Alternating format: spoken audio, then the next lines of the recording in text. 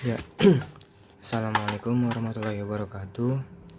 Nama saya Muhammad Haris Fadilah dari NPM 53, jurusan Teknik Mesin 2019. Kali ini saya akan membahas soal UAS Fisika Dasar 2. Ya, langsung saja. Soalnya yang nomor 1, diketahui sebuah kawat lurus dengan spesifikasi berikut. Nah, keterangan ini sesuai dengan NIM ya. Jadi NIM 3 terakhir saya tuh 053. Nah, 053 ini PQR.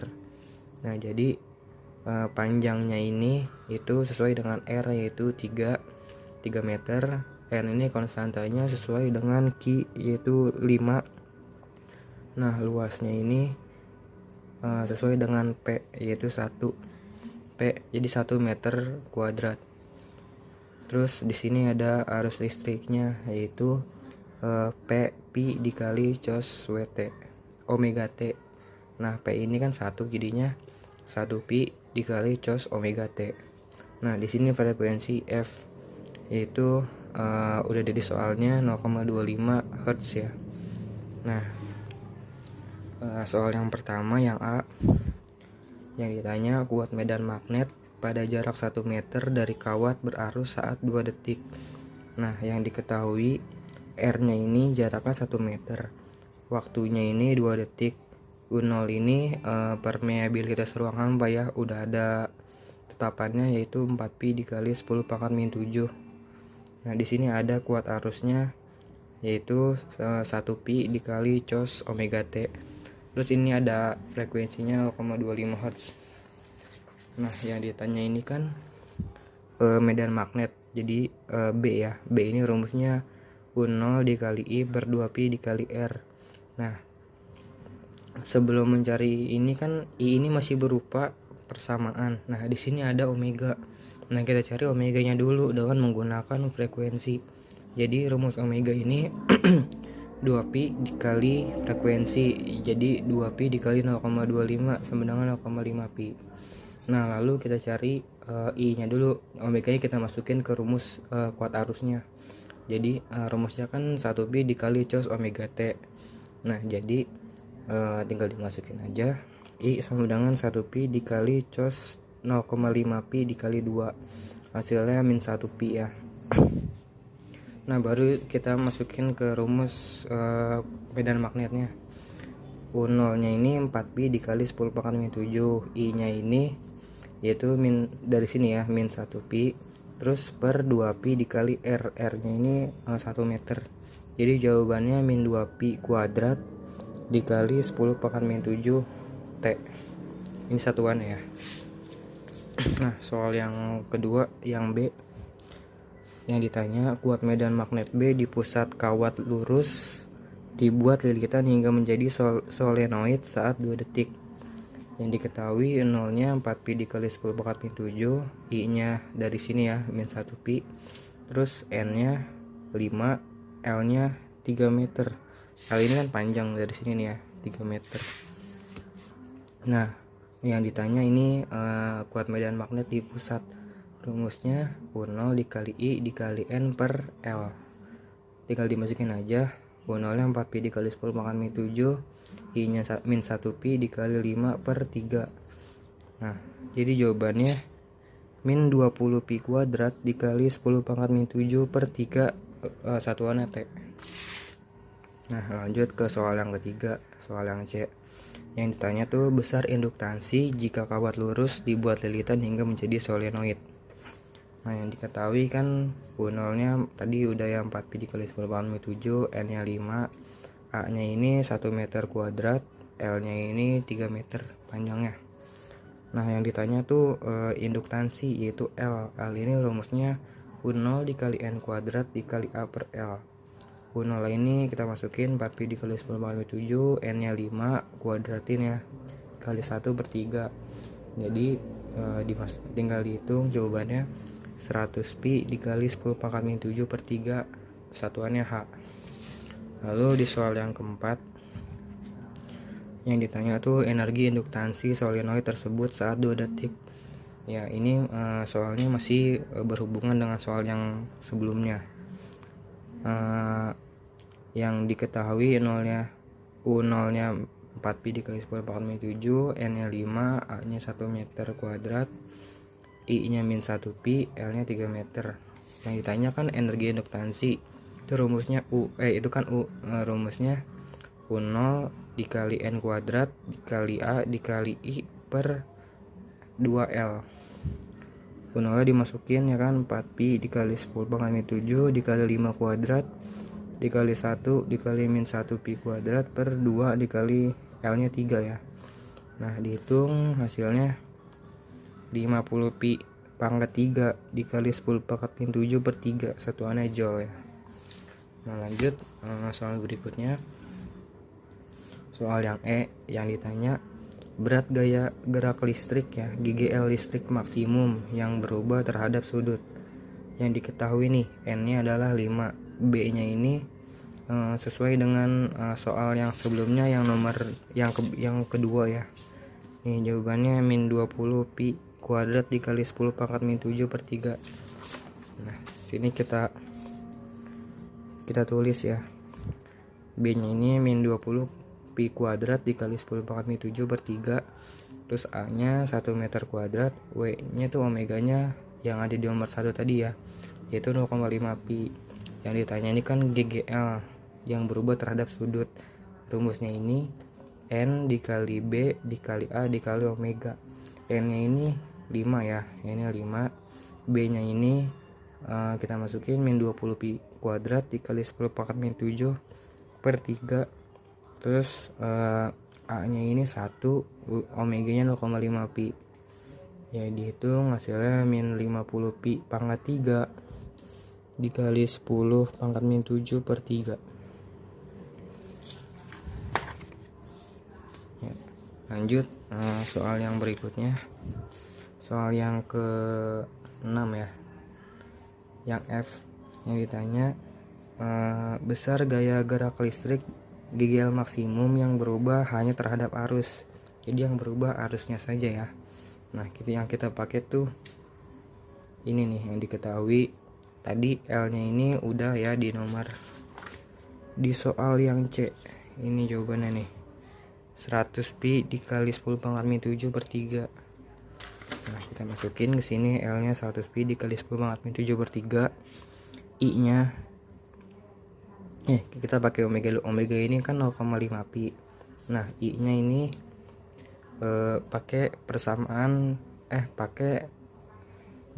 yang diketahui di dalam soal yang nomor 1 tadi yang pertama. Ini 1 pi dikali cos omega t. Omega kan kita ketahui nih 0,5 pi. Langsung kita masukin aja nih, jadi 1 pi dikali cos 0,5 pi dikali t. Yang ditanya besar GGL maksimum yang berubah terhadap arus. Nah yang berubah terhadap arus kan berarti delta I ya. Nah rumusnya ini sama dengan min L dikali DI per DT. Nah DI ini kita masukin ke sini, jadi D dikali 1 pi dikali cos 0,5 pi T per DT. Nah kita turunin terhadap T. Yang 1 pi kita keluarin, jadi kan sisa cos 0,5 pi dikali T. Ini kalau kita turunin, maaf bentar. Nah, jadi kalau kita turunin, ini kan pertama min nih, terus ini ada cos 0,5 pi T. Kalau kita turunin kan cos ini jadi min sin. Nah di sini ada min, jadi berubah ya, sini minnya hilang jadi plus, jadi L aja. Nah kita turunin jadi sin 0,5 pi, T-nya hilang ya, diturunin soalnya. Nah terus L ini kita masukin, yang itu 100 pi dikali 10 pangkat min 7 per 3 dikali 1 pi dikali, ini kan sin 0,5 pi ini kan jadinya sin 90. Nah sin 90 itu kan sama dengan 1 ya, jadi kita anggap aja sini 1 ya. Terus hasilnya 100 pi dikali 10 pangkat min 7 dikali pi per 3. Pi nya ini kita gabungin aja, jadi 100 pi pangkat 2 dikali 10 pangkat min 7 per 3 volt ya. Lanjut ya ke soal yang terakhir, soal nomor 2. Di sini soalnya kita disuruh menjelaskan ya klasifikasi material magnetik beserta kurvanya. Nah, yang saya pahami bahan magnetik itu ada 5 macam ya. Yang pertama langsung kita bahas aja. Di sini ada diamagnetik. Nah, bahan ini tidak memiliki dipol magnetik yang permanen. Tetapi jika diberi medan magnet dari luar, arah momen dipol itu juga nggak bakal searah. Jadi dia tuh nggak bisa menjadi benda magnet gitu. Karena jika diberi medan dari luar yaitu H, maka arah momen dipolnya tetap berlawanan. Nah, dia tuh bersifat reversible, yang artinya jika medan magnet dari luar ini dihilangkan, maka dia akan kembali seperti semula ya. Nah, di sini ada kurvanya. Yang garis ke sini tuh kita anggap M ya, yaitu momen magnet. Nah, di sini tuh H ini medan dari luarnya. Nah, M ini tadinya titik 0 nih.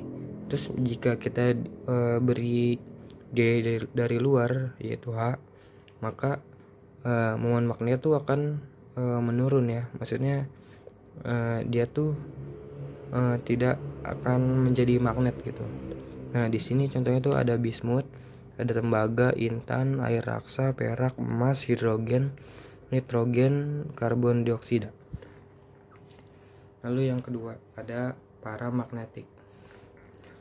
Nah, bahan ini sudah mempunyai dipol magnetik yang permanen, tetapi arahnya tuh masih acak. Jadi dia tuh medan magnet tuh masih mendekati 0 atau hampir tidak ada ya. Nah, tapi bahannya tuh jika diberi medan dari luar atau H, maka sebagian dari arah dipolnya itu akan terorientasi menjadi searah, dan medan magnet dari bahan paramagnetik ini akan lebih dari 0 ya besarnya, tapi dia tuh masih lemah, termasuk lemah magnetnya. Kita lihat kurvanya. Nah, ini kurvanya. Ini garis yang ke atas ini M, yaitu medan magnetnya ya, momen magnetnya. Nah, ini gaya dari luarnya. Jika magnet ini diberi gaya dari luar ini H, maka dia akan sebanding ya. Jadi sesuai dengan, jadi gaya magnetnya ini, momen magnetnya besarnya akan sesuai dengan gaya luar yang diberi oleh magnet ini, bahan ini. Contohnya itu aluminium, GdCl3, magnesium, natrium, titan, tungsten, dan oksigen. Yang ketiga ada ferromagnetik. Kalau bahan ferromagnetik ini sudah memiliki arah dipol yang searah secara permanen, sehingga bahan ini sudah memiliki medan magnet yang permanen walau tanpa diberi gaya dari luar. Jadi dia tuh udah mempunyai gaya magnet sendirinya. Contohnya ini besi, nikel, kobalt, gadolinium, dan europium. Nah, kurvanya kalau di ferromagnetik ini yaitu menggunakan kurva histeresis. Nah, saya jelaskan di sini tuh yang garis vertikal ini dia tuh besarnya magnet ya, nilai magnetiknya. Jadi MS ini titik saturasi saat bahan ini diberi gaya dari luar, medan dari luar. Oh ya, di sini ada MRS ya. Nah, MRS ini titik magnetisasi yang tersisa saat medan H dihilangkan, yaitu 3 di sini ya. Nah, HC di sini adalah gaya koersif, yaitu gaya yang digunakan, gaya medan luar yang digunakan untuk mengembalikan nilai magnet seperti semula. Di sini ada H, yaitu gaya luar ya. Nah, misalnya bahan ferromagnetik ini berawal dari posisi 0, lalu dia diberi medan dari luar yaitu H, maka dia akan naik terus kurvanya sampai ke titik saturasi yaitu titik maksimal. Nah, titik maksimal ini setelah diberi medan luar ya. Nah, jika medan luar ini dihilangkan, maka dia akan kembali tapi secara sebagian saja ke titik MRS. Nah, jadi besar medan magnetnya lebih besar daripada semula, tetapi dia juga tidak sebesar saat titik saturasi ini. Jadi dia ada di tengah-tengah gitu. Nah, setelah di titik MRS ini lalu diberi gaya koersif, yaitu gaya yang digunakan untuk mengembalikan besarnya medan magnet, yaitu setelah diberi gaya HC yaitu gaya koersif, maka dia akan turun sampai ke bawah sini. Nah, setelah itu dia akan naik lagi seperti akan turun sampai medan magnetnya bersifat negatif ya. Lalu jika jika bahan ini pengen dijadiin bahan magnetik lagi, yang bersifat magnet, maka dia harus diberi medan dari luar lagi, diberi H lagi, maka dia naik lagi ke sini. Nah, lalu yang keempat, di sini ada antiferromagnetik. Ya, bahan ini memiliki arah yang berlawanan dan sama besar nih. Ini gambarannya. Sehingga besar momen magnetnya tuh 0. Karena di sini lihat nih, yang arahnya ke atas ini sama besarnya seperti yang arah ke bawah. Jadi jika dijumlahkan, ini medan magnetnya akan sama dengan 0. Jadi bahan antiferromagnetik ini tidak memiliki medan magnet jika tidak diberi medan luar. Tetapi jika diberi medan luar, maka kurvanya akan sama seperti kurva histeris yang sudah saya jelaskan sebelumnya. Nah, contohnya kromium dan mangan C. Lalu yang terakhir di sini ada ferrimagnetik. Nah, kalau bahan ini hampir sama seperti antiferromagnetik, tapi dia arahnya nih arah dipolnya nih tidak sama besar. Jadi nih jika saya gambarkan, ini yang ke atas tuh lebih besar daripada yang arahnya ke bawah. Jadi dia akan medan magnetnya akan cenderung ke atas. Jadi dia sudah mempunyai medan magnet walaupun tidak sebesar seperti ferromagnetik ya, tapi dia lebih besar daripada antiferromagnetik karena ini sudah mempunyai arahnya. Ini kita contohkan seperti M. Nah, contohnya itu di Fe2O4 dan di NiFe2O4. Ya, sekian dari penjelasan dari saya. Jika ada salah-salah kata, mohon dimaafkan. Wassalamualaikum warahmatullahi wabarakatuh.